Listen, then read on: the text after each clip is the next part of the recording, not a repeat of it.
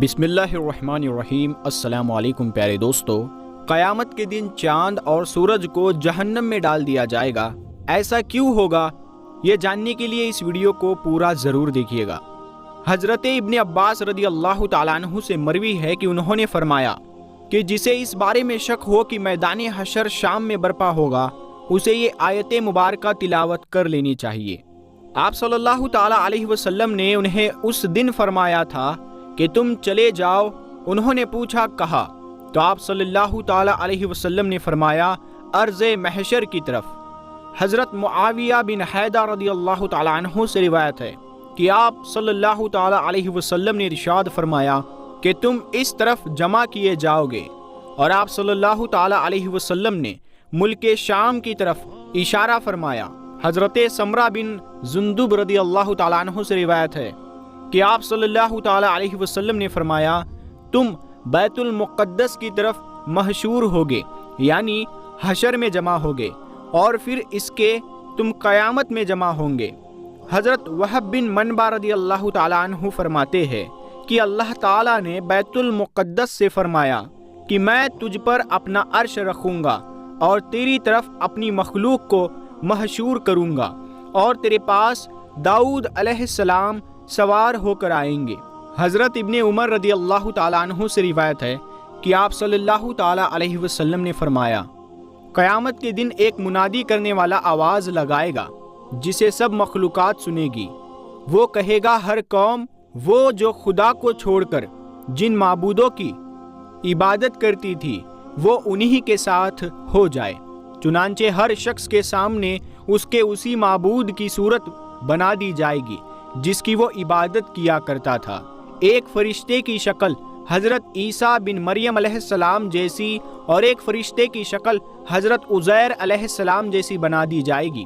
چنانچہ عیسائی اور یہودی ان دونوں کے پیچھے چل پڑیں گے، پھر یہ معبود انہیں جہنم کی طرف لے جائیں گے۔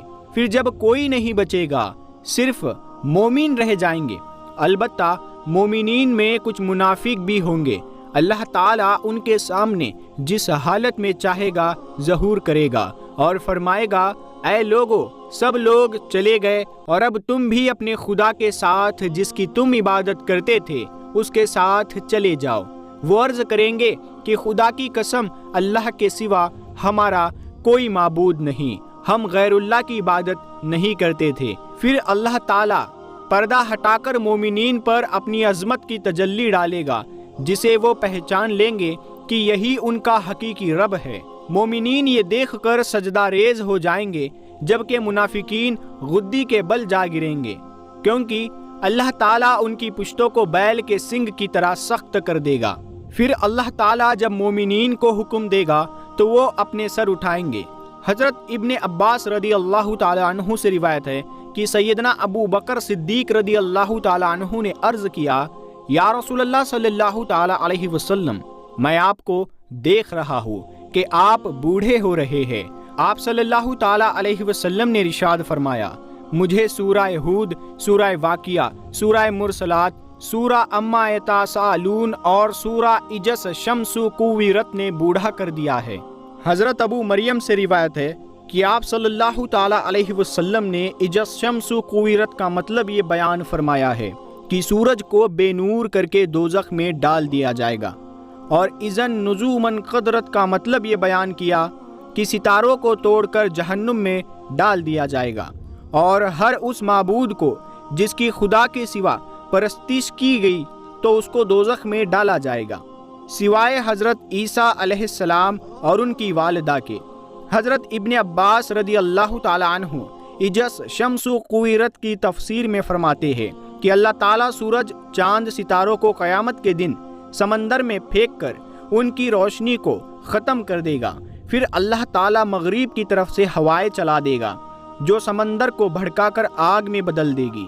اور بعض حضرات نے یہ فرمایا ہے کہ جب سورج کو سمندر میں پھینکا جائے گا تو اس سے سمندر کھول اٹھے گا، پھر آگ میں بدل جائے گا۔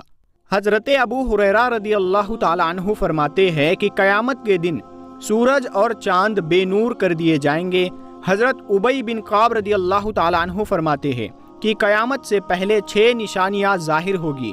لوگ بازاروں میں چل پھر رہے ہوں گے کہ سورج کی روشنی بجھ جائے گی، ابھی وہ اسی حالت میں ہوں گے کہ پہاڑ زمین پر گر پڑیں گے اور زمین لرزنے لگے گی، جس سے جنات گھبرا کر انسانوں کی طرف اور انسان گھبرا کر جناتوں کی طرف بھاگیں گے، اور جانور پرندے اور درندے آپس میں خلط ملط ملت ہو جائیں گے۔ ارشاد خداوندی ہے، جب جنگل کے جانوروں میں رول پڑ جائے، یعنی ایک دوسرے سے مل جائیں گے، اور جب بیاتی اونٹنیاں چھٹی پھریں گی، اور جب دریا جھونکے جائیں گے، اس وقت جنات انسانوں سے کہیں گے، ہم تمہیں کہتے ہیں کہ سمندر کی طرف چلو۔ جب وہ وہاں پہنچیں گے تو آگ ہی آگ نظر آئے گی جس سے شعلے اٹھ رہے ہوں گے۔ لوگ اسی حال میں ہوں گے کہ اچانک زمین پھٹ کر ساتویں زمین سے جا لگے گی اور آسمان پھٹ کر ساتویں آسمان سے جا لگے گا۔ تب ان پر ایک ایسی ہوا چلے گی جو انہیں موت کی آغوش میں سلا دے گی۔ حضرت ابن مسعود رضی اللہ تعالی عنہ فرماتے ہیں کہ آسمان کی حالت تبدیل ہوتی رہے گی، کبھی تو وہ المحل کی طرح ہوگی، کبھی وہ ورد تد قدیحان، اور کبھی واہیا کی طرح آسمان پھٹتا رہے گا اور اس کے احوال تبدیل ہوتے رہیں گے۔ حضرت محمد بن کعب رضی اللہ تعالی عنہ کی روایت سے امام قرطبی فرماتے ہیں کہ قیامت کے دن لوگوں کو اندھیرے میں اٹھایا جائے گا اور آسمان کو لپیٹا جا چکا ہوگا، ستارے جھڑ چکے ہوں گے، سورج اور چاند ختم ہو جائیں گے، اور ایک منادی کرنے والا آواز دے گا تو لوگ اس منادی دینے والے کے پیچھے دوڑیں گے۔ ارشاد باری تعالی ہے جس کا ترجمہ یہ ہے، اس دن پکارنے والے کے پیچھے دوڑیں گے، ٹیڑھی نہیں، جس کی بات سورہ طٰہٰ۔ آپ صلی اللہ تعالی علیہ وسلم نے فرمایا، جب میں جنت میں داخل ہوں گا اور اپنے رب اللہ تبارک و تعالی کو دیکھوں گا تو اس کے سامنے سجدہ ریز ہو جاؤں گا۔ اللہ تعالیٰ مجھے اپنی تعریف اور بزرگی بیان کرنے کی ایسی اجازت دے گا جو اپنی مخلوق میں سے کسی کو نہیں دی ہوگی۔ پھر اللہ تعالیٰ فرمائے گا، یا محمد اپنا سر اٹھائیے، شفاعت کرے، آپ کی شفاعت قبول کی جائے گی، آپ سوال کرے، آپ کو عطا کیا جائے گا۔ جب میں سر اٹھاؤں گا تو اللہ تبارک و تعالیٰ پوچھے گا کہ آپ کیا چاہتے ہیں، حالانکہ اللہ تعالیٰ خوب جانتا ہے۔ میں عرض کروں گا، یا اللہ، آپ نے مجھ سے شفاعت کا وعدہ فرمایا تھا، پس تو جنتیوں کے حق میں میری شفاعت قبول فرما لے تاکہ وہ جنت میں داخل ہو سکے۔ اللہ تعالیٰ فرمائے گا، میں نے ان کے حق میں آپ کی شفاعت قبول کی اور ان کو جنت میں داخل ہونے کی اجازت دے دی۔ پھر آپ صلی اللہ تعالیٰ علیہ وسلم نے فرمایا، اس ذات کی قسم جس نے مجھے حق کے ساتھ بھیجا ہے، تم دنیا میں اپنی بیویوں اور گھروں کو اس سے زیادہ نہیں پہچانتے جس طرح جنت والے اپنی بیویوں کو اور گھروں کو پہچانتے ہیں۔ پس ہر آدمی 72 حوروں سے ہم بستری کرے گا جنہیں اللہ تعالیٰ ہر جنتی کے لیے پیدا کرے گا، اور اولاد آدم علیہ السلام میں سے 2 عورتوں سے بھی ہم بستری کرے گا جنہیں عبادت خداوندی کی وجہ سے جنت کی عورتوں پر فضیلت حاصل ہوگی، اور ان میں سے پہلی سے یاقوت کے کمرے میں سونے کے تخت پر ہم بستری کرے گا جو موتیوں سے گھرا ہوگا، اور اس عورت نے ریشم کے 70 جوڑے پہنے ہوں گے۔ اگر جنتی اس عورت کے دونوں کندھوں کے درمیان اپنے ہاتھ رکھ دے گا تو اسے اپنا ہاتھ اس کے سینے میں سے اس کے کپڑوں اور جلد اور گوشت کے پیچھے سے بھی دکھائی دے گا، نج جنتی اس کی پنڈلی کے غودے کو بھی دیکھ سکے گا، جس طرح تم میں سے کوئی یاقوت کی نلکی میں دھاگے کو دیکھ سکتا ہے۔ اس کی بیوی کا جگر اس کے لیے آئینہ ہوگا اور اس کا جگر بیوی کے لیے آئینہ ہوگا، اور جب وہ اپنی بیوی کے پاس ہوگا تو نہ وہ اس سے اکتائے گا اور نہ اس کی بیوی اس سے اکتائے گی، اور جب بھی وہ اس کے پاس آئے گا اسے ہر بار کنواری ہی پائے گا، نہ مرد کا ذکر سستی کرے گا اور نہ ہی بیوی کی فرض کو کوئی شکایت ہوگی۔ اس دوران انہیں ندا دی جائے گی کہ تم دونوں میں سے کوئی بھی سیر نہ ہوگا اور نہ منی نکلے گی۔ جنتی مرد سے کہا جائے گا، تیرے لیے اور بھی بہت سی بیویاں ہیں۔